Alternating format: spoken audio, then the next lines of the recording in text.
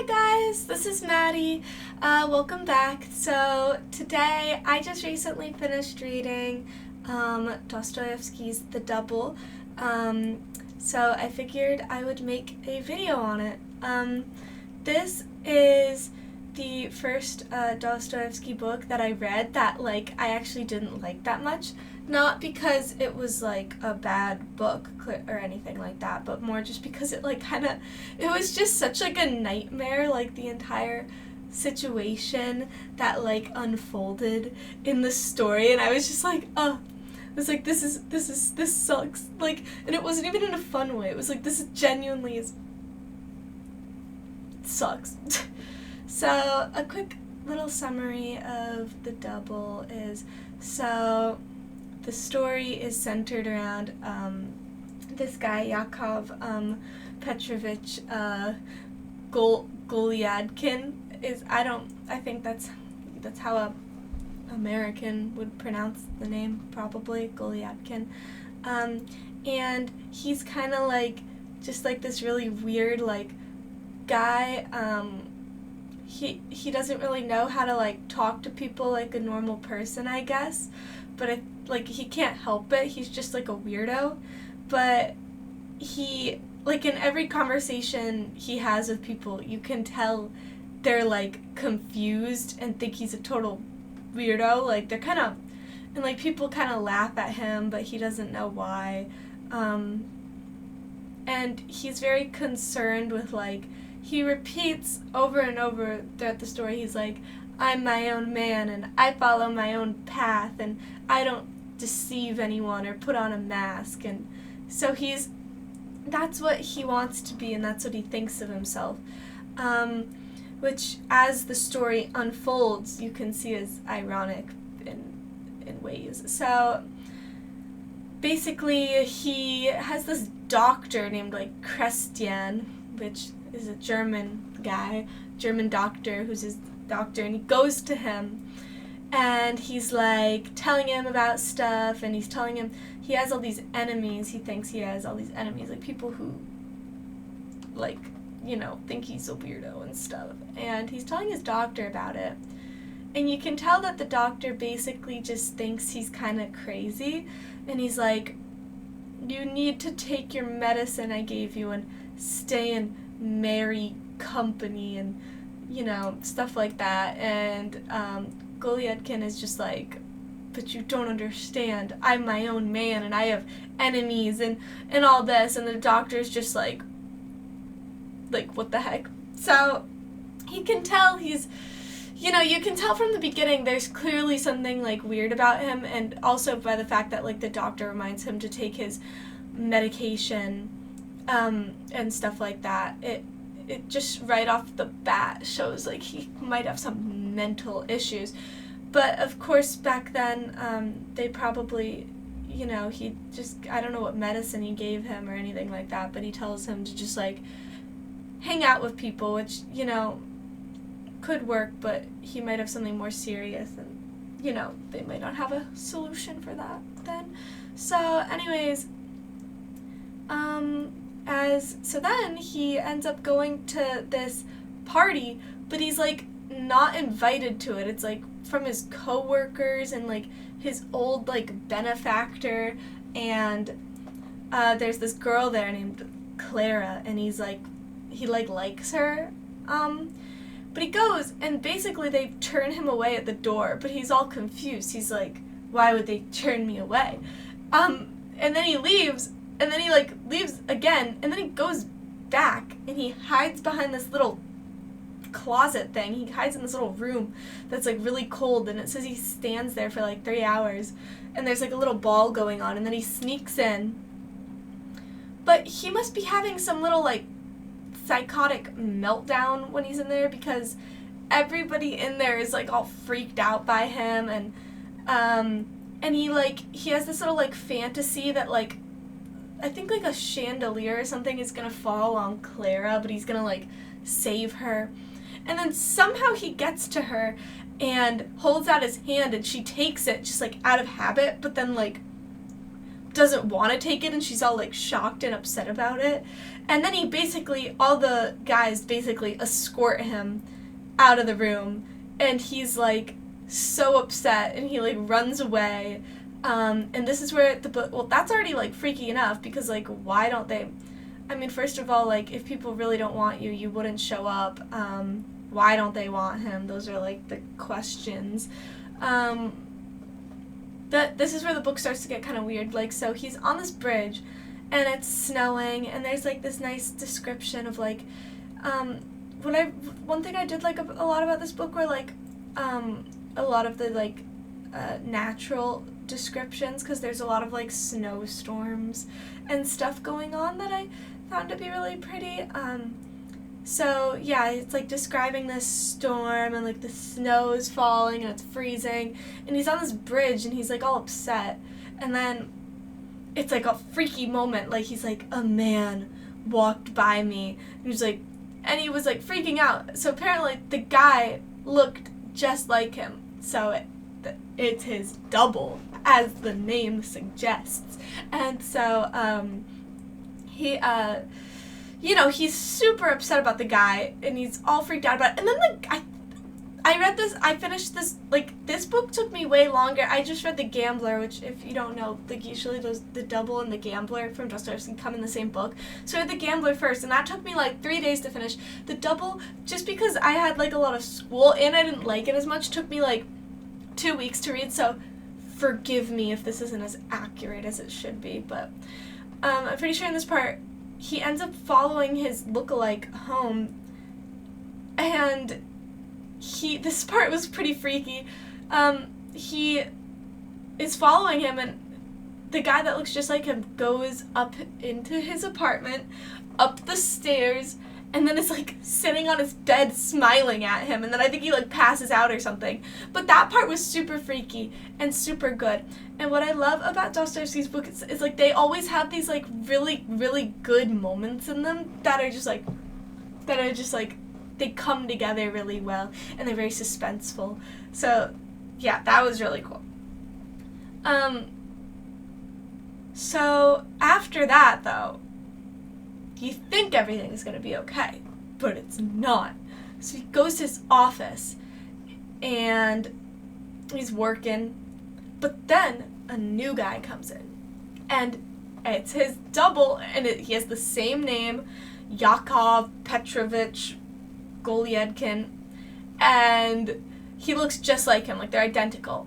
And he's super freaked out by this, and he's like talking about, like he keeps trying to reason with himself in his mind. He's like, perhaps he's my twin or something, and then he's like, nature could create two people that look exactly the same, why not? But then he's like, no, that's disgusting and terrible and shouldn't exist and stuff. And so that happens, and then he's like walking home, and they start talking to each other, and he decides he feels bad for his double, and he's like, come to my house. So they go to his house, and then he's like feeling all congenial and such, and he's like, we're gonna be best friends, and I'm gonna take care of you, and they start calling him his junior, like that's like they refer to it as like Goliadkin Senior and Junior.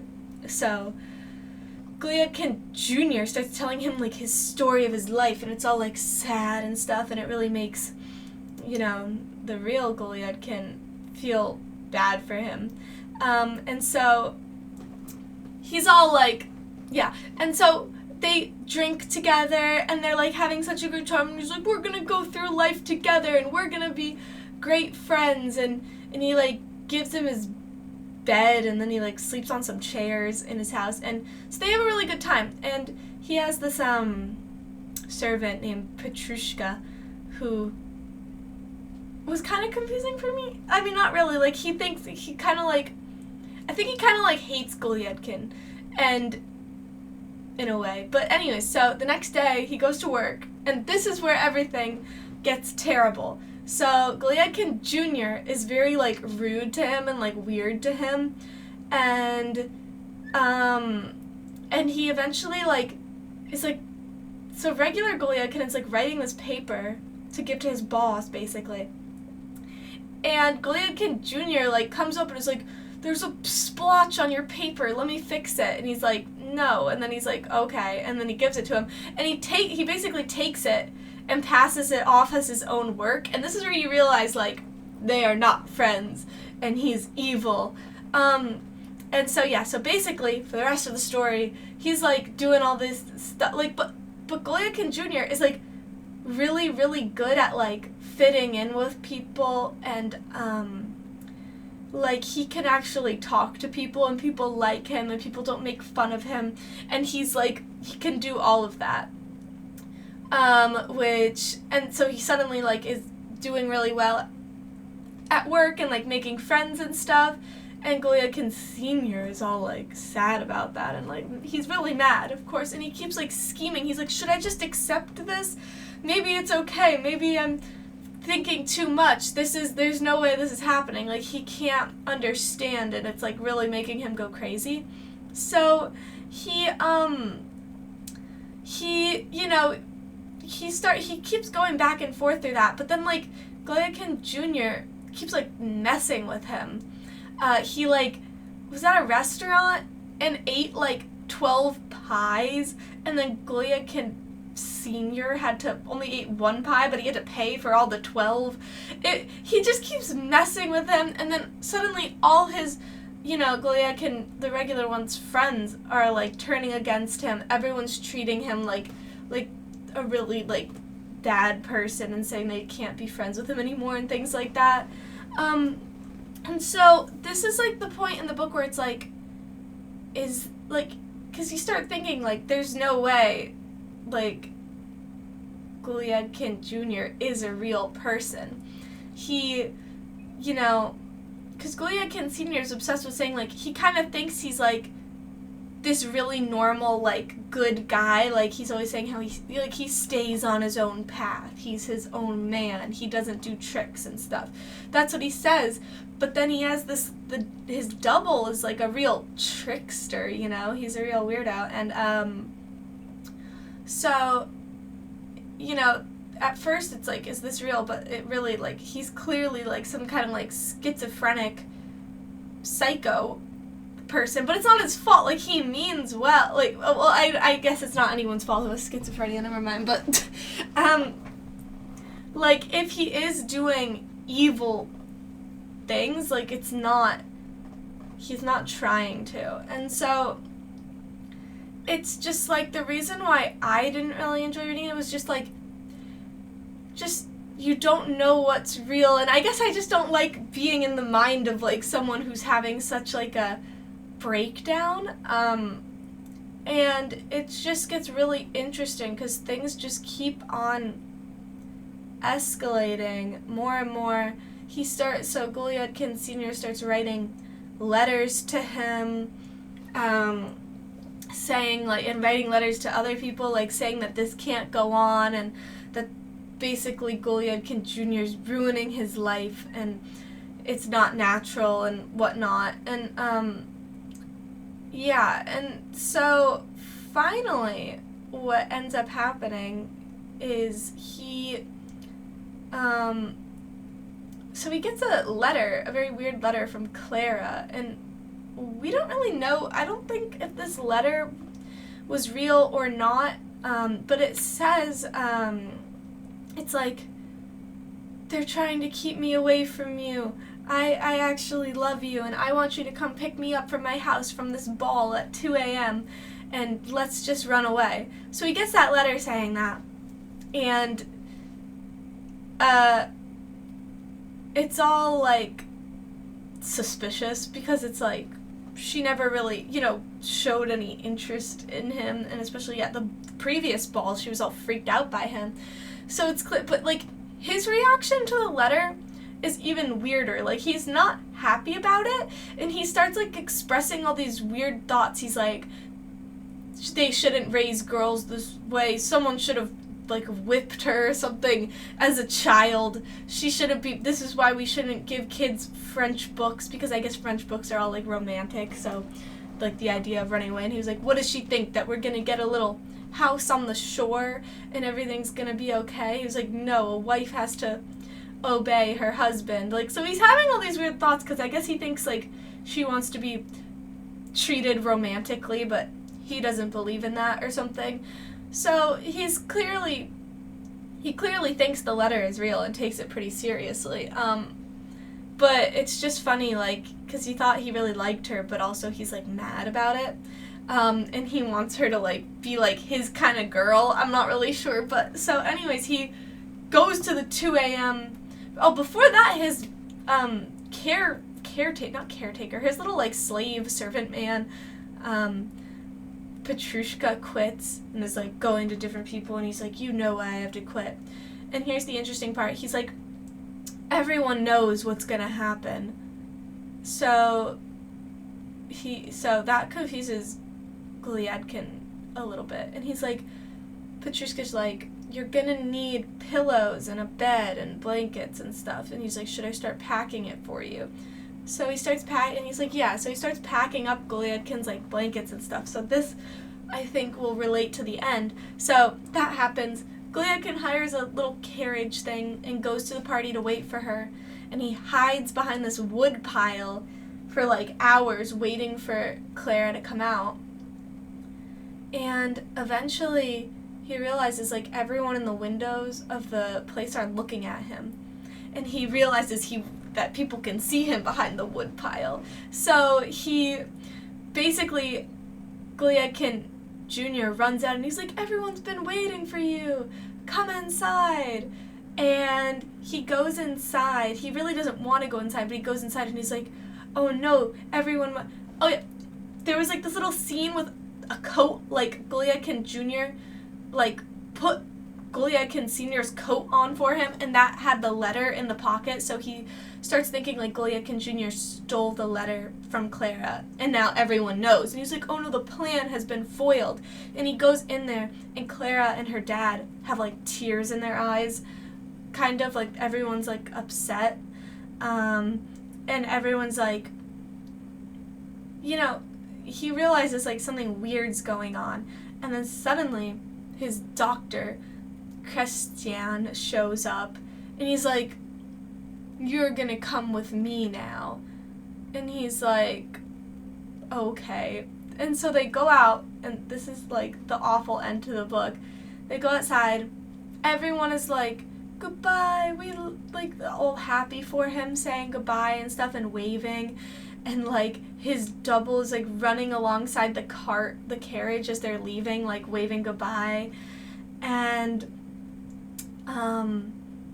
suddenly they're, like, really deep in the woods, and he looks at the doctor, and his face is all, like, scary looking, so Goliadkin gets this, like, sense of dread feeling. And the doctor then says, in, like, really German accent, broken Russian, which he hadn't spoken in the rest of the book, and he looks at him all scary, and he's like, you will go to a place where everything is paid for you that you don't deserve, and you will live there. So basically, in freaky German accent, he says, basically, you're going to the insane asylum. And Goliadkin's like, I knew it all along. And then the book ends. So there's a lot to think about with this book, even though it's so short, but it's so, it's all very upsetting. You can't help but, like, the whole time just feel so bad for him. Like, his life is completely destroyed, and you have to wonder, like, what really happened. Like, I mean, he clearly must have been really crazy, but it's just, like, the fact that he hears, like, that scary, like, broken Russian German accent at the end, but that he hadn't heard before, might show that he's, like, kind of, like, completely descending into madness, and, like, even the doctor looks all weird. Like, so he's kind of, like, definitely going crazy. So the confusing part about this is, like, was Goliadkin Jr. real? Because people talked to him and talked to Goliadkin Sr. about him. So it's like, was that all just imagined? Were the people just playing along? Like, what was the truth here? And if if he was real, like, how was he real? Like, were they, it just doesn't make sense. Like, none of it really makes sense. So it must have just, like, clearly he was schizophrenic or something like that. But, and then the letter is another, so I think what, like, the fact that Petrushka, his servant, packed up all his pillows, and some of his coworkers was like, everything's gonna be decided soon, you'll find out soon. Like, people were saying that to him, I think. And then the letter, I think the letter was real. I think it was just a thing to get him to come so that they could send him away. So I think all these people around him saw that he was going crazy and then decided to send him away. Like, they lured him out, sent him away. The book, it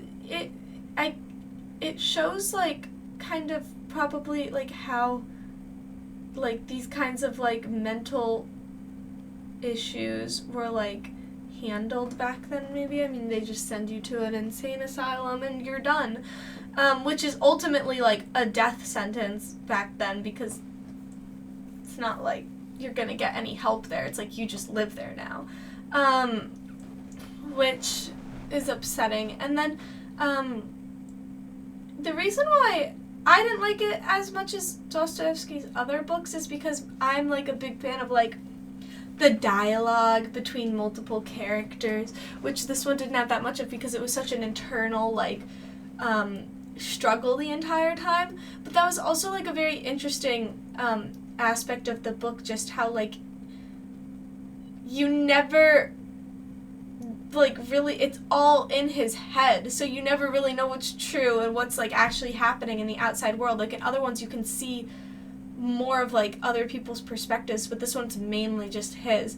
And his is so, like, it just shows him, like, descending into the nightmare. And I think, like, the moment that he walked through that snowstorm on the bridge at the beginning of the book just shows him, like, it's kind of like his descent into madness. Like, it goes from being, like, a normal day, and then he goes through the snowstorm and comes out in that nightmare world that is the rest of the book.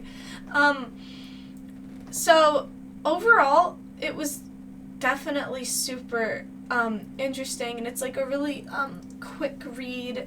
I mean, and even if you know if you watch this video and you haven't read it yet, even if you know what happens, it's still good.